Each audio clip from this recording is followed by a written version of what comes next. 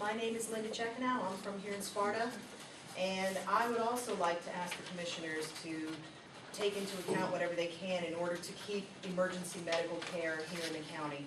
I don't know if that's going to be keeping the hospital at its full operation, turning it into a critical care facility, or what that will be.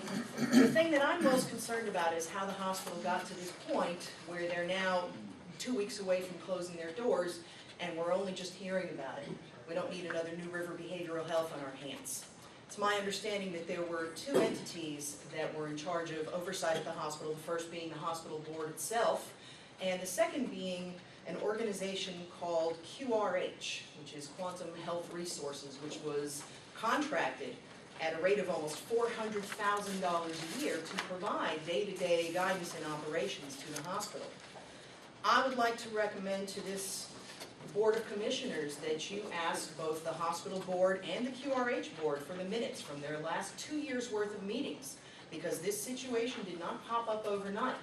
I would like to know what discussion, if any, has happened as this situation has snowballed, and I would like to know what steps, if any, were taken by either of these boards in order to keep the hospital from crashing the way that it has. And I think we need to understand both the actions and the intents of those boards that were supposed to be overseeing the situation before the county makes any kind of decision about raising taxes or allocating funds. Again, I am all in favor of keeping the hospital in the county. I too cannot imagine having to take my son down the mountain in inclement weather or in the snow if he is critically ill or has a broken bone.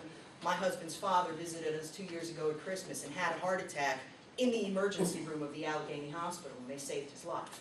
And I think it is vitally important. How are you ever going to keep people living here or draw people to move here without an emergency care facility or a hospital to take care of their medical needs? We have a retirement community here that is dependent on the hospital.